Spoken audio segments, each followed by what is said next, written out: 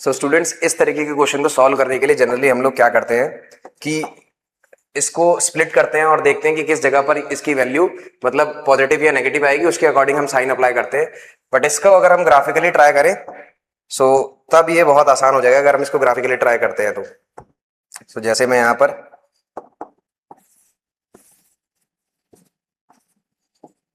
ये हमारी x access हो गई और ये वाई एक्सेस है, ठीक है।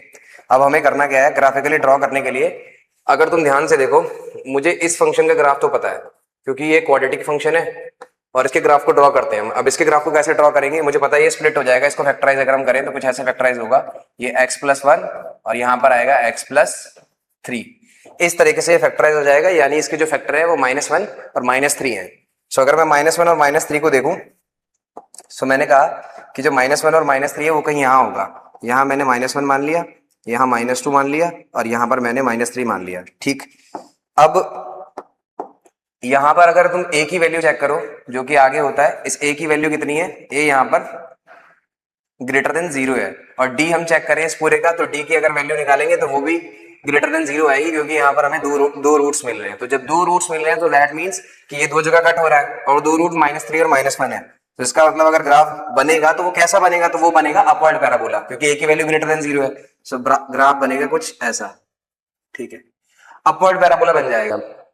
अब जो लीस्ट पॉइंट है जो सबसे नीचे है वो उसका कोऑर्डिनेट्स क्या होते हैं, सो उसके कोऑर्डिनेट्स होते हैं -b/2a और -d/4a, ठीक है। तो अगर मैं इन कोऑर्डिनेट की बात करूं तो ये कोऑर्डिनेट्स मेरे क्या होंगे, इन कोऑर्डिनेट्स को हम निकाल लेते हैं, ठीक है।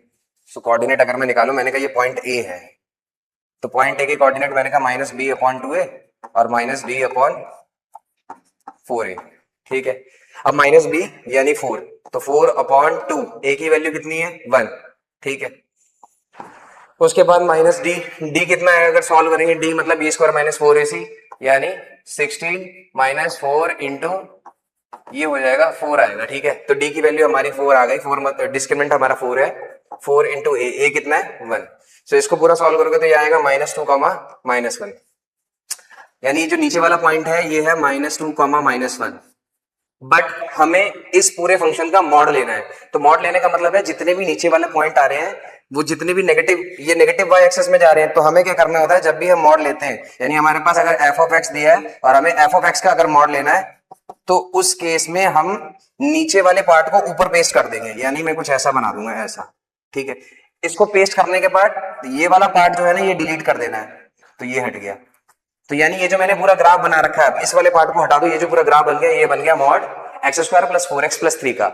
इसके बाद x+1 लाइन को अगर हम ड्रॉ करें, इसका ग्राफ कैसे ड्रॉ करेंगे, देखो हमें करना क्या है, इस पूरे को हमने y माना था और y मान के हमने इस पूरे का ग्राफ ड्रॉ कर दिया ये। अब हमें क्या करना है, इन सिमिलर वे इसको भी हमने y = x+ माना और इसका ग्राफ ड्रॉ करेंगे y = x+1 का। अगर मैं x की वैल्यू 0 लेता हूं मुझे y की वैल्यू 1 मिलेगी, यानी x0 y1, तो x0 y1 मतलब ये वाला पॉइंट आएगा, ये पॉइंट। फिर उसके बाद अगर मैं y को 0 लेता हूं तो मुझे x = -1 मिलेगा, यानी ये वाला पॉइंट, ठीक है। मैंने कहा ठीक। अब इसके बाद इन दोनों को मुझे ज्वाइन कर देना तो मुझे मेरी लाइन मिल जाएगी। तो ये आ गई लाइन, ये कौन सी लाइन है, ये लाइन है y = x+1, ठीक। सो बड़ा इजीली आप देख पा रहे हो यहाँ पर कितने पॉइंट मिले। अगर मैं चेक करूं दोनों जो मेरे ग्राफ है वो किस पॉइंट पर इंटरसेक्ट हो रहे हैं, सो जो दो ग्राफ है वो सिर्फ इसी पॉइंट पर इंटरसेक्ट हो रहे हैं। ये पॉइंट कौन सा है मेरा, x = -1।